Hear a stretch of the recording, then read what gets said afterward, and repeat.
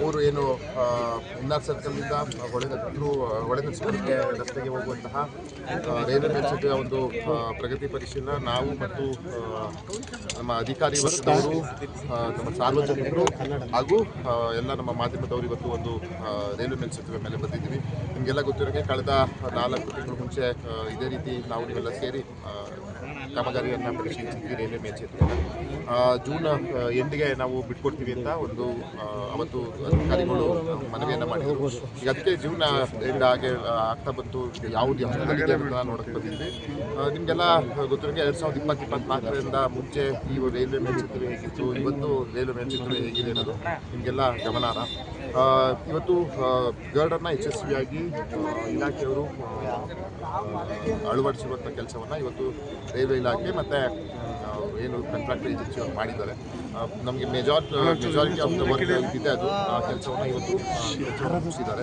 ಇನ್ನು ನಮಗೆ ಕೆಲಸ ಬಾಕಿ PSC girder 15 PSC girder pre stressed concrete ಗರ್ಡರ್ಗಳನ್ನ ಹಾಕುವಂಥ ಕೆಲಸ ಇದೆ. ಅದು 15 ಗರ್ಡರ್ನ ಆಗಲೇ ಕೋರ್ಟ್ ಹತ್ರ ಒಂದು ಜಾಗದಲ್ಲಿ ರೀಕಾಸ್ಟ್ ಮಾಡ್ಕೊಂಡಿದ್ದಾರೆ. ಅದನ್ನು ಈ ಕಾಂಕ್ರೀಟ್ ಏನು ಈ ಪಿಲ್ಲರ್ಗಳು 4 ಪಿಲ್ಲರ್ಗಳ ಮೇಲೆ ಅದನ್ನು ಅಳವಡಿಸಿ ಅದನ್ನು ಮಾಡುವಂಥ ಕೆಲಸ ಮಾಡ್ತಾರೆ. ಅದು ಸುಮಾರು ಇವರು ಅಕ್ಟೋಬರ್ 8ಗೆ ನಾವು ಕೆಲಸ ಮುಗಿಸ್ಕೊಡ್ತೀವಿ ಅಂತ ಹೇಳಿದ್ದಾರೆ. ನಾನು 1 ತಿಂಗಳು ಜಾಸ್ತಿನೇ ತೊಗೊಳ್ಳಿ, ಯಾಕಂದರೆ ಇದು ಸಣ್ಣ ಕೆಲಸ ಮತ್ತು ಭದ್ರತೆ ದೃಷ್ಟಿಯಿಂದ ನೀವು ಮಾಡಬೇಕಾಗ್ತದೆ. ರೈಲ್ವೆ ಒಂದು ಕಡೆ ನಾವು ರಸ್ತೆಯನ್ನು ಟ್ರಾಫಿಕ್ ಇಟ್ಟಿದ್ದೀವಿ, ಒಂದು ಕಡೆ ಕೆಲಸ ಮಾಡಬೇಕಾಗ್ತದೆ. ಹಾಗಾಗಿ ಜೊತೆಗೆ ಮಳೆಗಾಲ ಬೇರೆ ಶುರುವಾಗ್ತದೆ. ಇದನ್ನೆಲ್ಲ ನೋಡಿ ಒಂದು ಈ ಸಭೆಯನ್ನು ಈ ಜಾಗಕ್ಕೆ ಬರೋಕ್ಕಿಂತ ಮುಂಚೆ ಒಂದು ಸಭೆಯನ್ನು ಮಾಡಿ ಅವರು ನವೆಂಬರ್ ಎಂಡಷ್ಟೊತ್ತಿಗೆ ನೀವು ಬಿಟ್ಕೊಡಿ ಅಂತ ನಾನು ಸೂಚನೆಯನ್ನು ಕೊಟ್ಟಿದ್ದೀನಿ. ಖಂಡಿತವಾಗಿ ಅದನ್ನು ಮಾಡ್ತೀವಿ ಅಂತ ಒಪ್ಕೊಂಡಿದ್ದಾರೆ.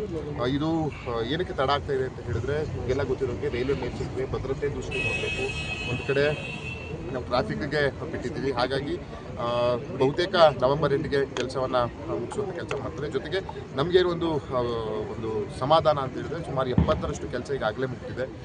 ನಮಗೆ ದೊಡ್ಡ ಚಾಲೆಂಜ್ ಇದ್ದಿದ್ದು ಈ ಗರ್ಡರ್ದು NOC ಇಶ್ಯೂ ಮತ್ತು ಪರ್ಮಿಷನ್ಸು ಅದೆಲ್ಲ ಆಗಿ ಇವಾಗ ಗರ್ಡನ್ನು ಇನ್ಸ್ಟಾಲ್ ಮಾಡಿದ್ದೀವಿ. ಇದೆಲ್ಲ ನೋಡ್ತಿದ್ದೀವಿ ನಾವು ಹಿಂದುಗಡೆ ಇದನ್ನು. ಹಾಗಾಗಿ ಇನ್ನು ಶೇಕಡ 30ರಷ್ಟು ಕೆಲಸ ಅದೇ ಒಂದು 15 PSC ಗರ್ಡರ್ ಹಾಕೋದು ಮತ್ತು ಏನೀಗ ಕಂಪ್ಲೀಟ್ ರೋಡ್ ಆಗಿದೆ ಅದ್ರ ಮೇಲೆ ಬಿಟುಮೆನ್ ಟಾರ್ ಹಾಕೋದು, ಅದನ್ನು ಮಾಡುವಂಥ ಕೆಲಸವನ್ನು ಮಾಡ್ತಾರೆ. 2 ಕಡೆನೂ ನೀವು ನೋಡುವಂಗೆ ಸರ್ವಿಸ್ ರೋಡ್ ಬಸ್ ಸ್ಟಾಪ್ ಇನ್ನೊಂದು ಹೊಳೆನರಸೀಪುರ ಮೈಸೂರು ರೋಡ್ಗೆ ಹೋಗೋಕ್ಕೆ ಅದಕ್ಕೆಲ್ಲ ಬಿಟುಮೆನ್ ಹಾಕುವಂಥ ಕೆಲಸವನ್ನು ಮಾಡ್ತಾರೆ. ಇನ್ನು ಅಂಡರ್ ಪಾಸ್ಗೆ ನಿಮ್ಗೆ ಗೊತ್ತಿರುವಂಗೆ ಅದು ಕೋರ್ಟಲ್ಲಿ ಸಾರ್ವಜನಿಕರು ತಡೆಯಾಜ್ಞೆ ಇರೋದ್ರಿಂದ ಅಂಡರ್ ಪಾಸ್ನ ನಾವು ನಮ್ಮ ಇಲಾಖೆ ಅಧಿಕಾರಿಗಳು ಮತ್ತು ನಮ್ಮ ಜಿಲ್ಲಾಧಿಕಾರಿಗಳು ಮತ್ತು AC ಅವರು ಅದು ಫಾಲೋಅಪ್ಪಲ್ಲಿದ್ದಾರೆ.